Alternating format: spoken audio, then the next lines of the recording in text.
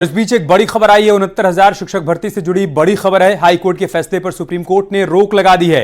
High court ने नई merit list जारी करने का आदेश दिया था। सुप्रीम कोर्ट ने दोनों पक्षों से जवाब मांगा है और जवाब मिलने तक फिलहाल हाईकोर्ट के फैसले पर रोक लगा दी गई है। 69,000 शिक्षक भर्ती मामले से जुड़ी बहुत बड़ी खबर।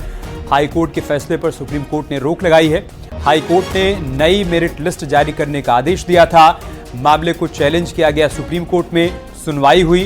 सुप्रीम कोर्ट ने फिलहाल के लिए हाईकोर्ट के आदेश पर रोक लगा लिया है।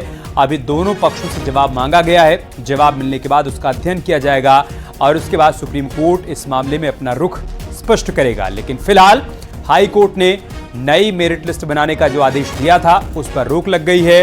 हाईकोर्ट के आदेश के बाद से दोनों ही पक्षों की तरफ से विरोध प्रदर्शन लगातार किया जा रहा है। एक तरफ जो लोग नई मेरिट लिस्ट जारी करने की मांग कर रहे हैं वो ये कह रहे हैं कि ज्यादा समय ना लगाया जाए, कम समय के भीतर ही नई मेरिट लिस्ट जारी की जाए। तो दूसरी तरफ जिन लोगों की नौकरी पर तलवार लटकी हुई है वो भी विरोध प्रदर्शन कर रहे हैं। वो कह रहे हैं कि उनके साथ गलत होगा अगर नई मेरिट लिस्ट के साथ दोबारा से रिक्रूटमेंट किया जाता है तो। और इन्हीं सबके बीच हाईकोर्ट के फैसले को सुप्रीम कोर्ट में चुनौती दी गई थी। सुप्रीम कोर्ट में आज सुनवाई हुई।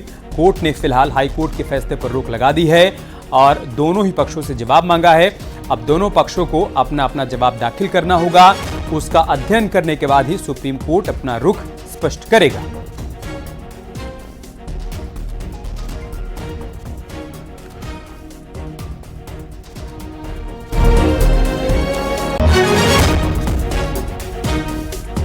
उनहत्तर 69,000 शिक्षक भर्ती मामले में इस वक्त की बहुत बड़ी खबर सुप्रीम कोर्ट से। सुप्रीम कोर्ट ने हाईकोर्ट के फैसले पर रोक लगा दी है और दोनों ही पक्षों से जवाब मांगा है। आपको याद होगा हाईकोर्ट ने नई मेरिट लिस्ट बनाने का आदेश दिया था, जिसके बाद समय भी दिया गया सरकार को कि इस समय सीमा के भीतर नई मेरिट लिस्ट जारी की जाए। एक तरफ लिस्ट बनाने की प्रक्रिया आगे बढ़ रही है और इन्हीं सबके बीच मामला सुप्रीम कोर्ट में था, जहां पर सुनवाई के बाद सुप्रीम कोर्ट ने फिलहाल हाईकोर्ट के फैसले पर अभी के लिए रोक लगाई है और दोनों ही पक्षों से जवाब मांगा है। दिल्ली से हमारे सहयोगी शंकर आनंद हमारे साथ जुड़ चुके हैं। शंकर, आपके पास क्या जानकारी? निश्चित तौर पर देखिए, जिस तरह से आज कोर्ट के अगर फैसले की अगर बात करें तो सुप्रीम कोर्ट ने इलाहाबाद हाई कोर्ट के आदेश पर फिलहाल रोक लगाया है और इस मामले पर इस मामले पर सुनवाई के लिए अगली तारीख भी मुकर्रर कर दी है।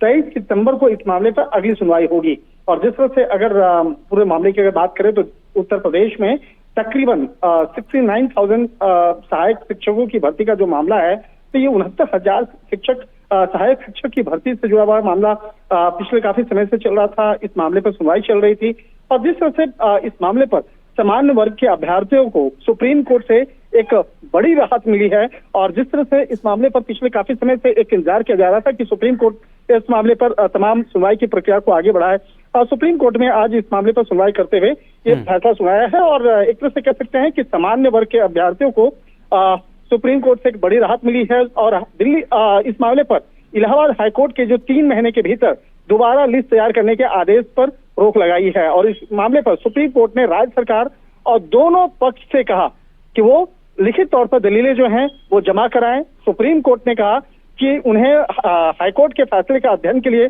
भी वक्त चाहिए और इलाहाबाद हाईकोर्ट ने अपने फैसले में हालांकि जून 2020 और जनवरी 2022 के सिलेक्शन लिस्ट को रद्द करते हुए यूपी सरकार को आदेश दिया था कि वो साल 2019 में हुए जो सहायक शिक्षक परीक्षा जो है इस मामले पर जिस तरह से 69,000 शिक्षकों के लिए जो नए सिलेक्शन लिस्ट है उसको 3 महीने के अंदर जारी किया जाए। तो एक तरह से कहा जा सकता है कि इस मामले पर पिछले काफी समय से सुनवाई चल रही थी। ठीक है। और जिस तरह से आज सुप्रीम कोर्ट ने इलाहाबाद हाईकोर्ट के फैसले पर रोक लगाई है और इसके साथ ही इस मामले पर तमाम दलीलों को सुनने के बाद इस मामले पर अगली सुनवाई के लिए 27 सितंबर का वक्त मुकर्रर कर दी है।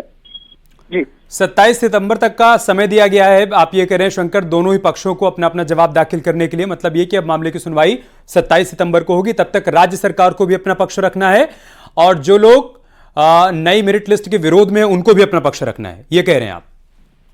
निश्चित तौर पर देखिए, इस मामले पर जो अगली सुनवाई होगी वो 23 सितंबर को होगी और 23 सितंबर को जब इस मामले में सुनवाई होगी तो उस वक्त में तमाम जो दलील जो है वो उस प्रक्रिया को आगे बढ़ाया जाएगा।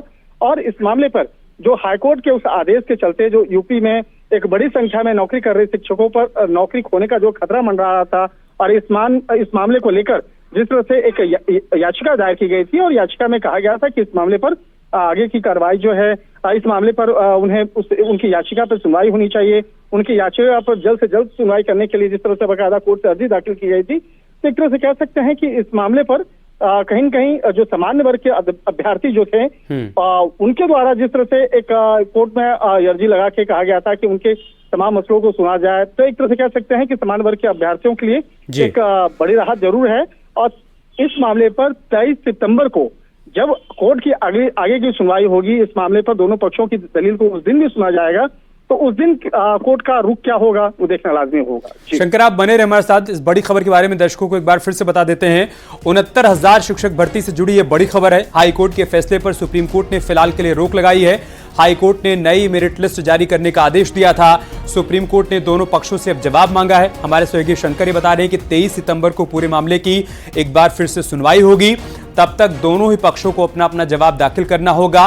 राज्य सरकार को भी अपना पक्ष बताना होगा। साथ ही साथ जो लोग नई मेरिट लिस्ट का विरोध कर रहे हैं, मतलब सामान्य वर्ग के वो अभ्यर्थी जिनका चयन हुआ था, जिन्होंने चैलेंज किया था हाईकोर्ट के फैसले को, वो भी अपना पक्ष तब तक दाखिल करेंगे।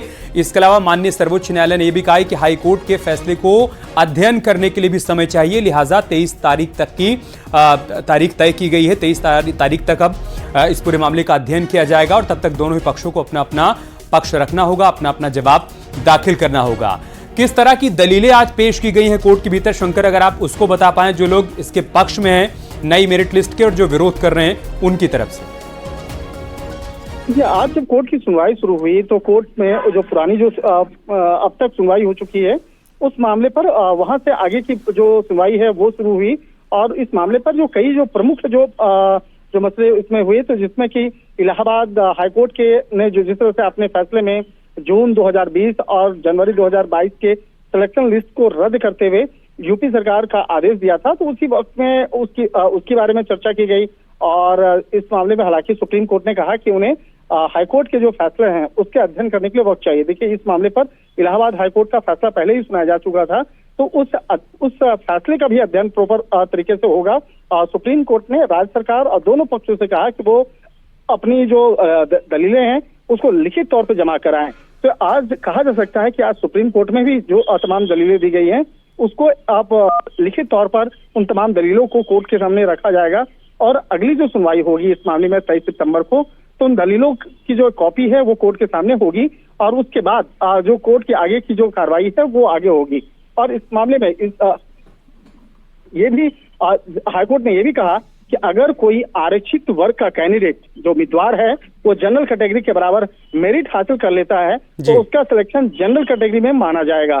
देखिए, ये अपने आप में एक बहुत ये जो कोर्ट का ऑब्जर्वेशन है, ये इस लाइन के बहुत मायने जो है निकाला जा सकता है कि हाईकोर्ट ने जिस तरह से हाईकोर्ट ने ये भी कहा था कि अगर कोई आरक्षित वर्ग का यानी रिजर्वेशन कैटेगरी का कोई कैंडिडेट अगर जनरल कैटेगरी के बराबर मेरिट हासिल कर लेता है तो उसका सिलेक्शन जनरल कैटेगरी में होगा।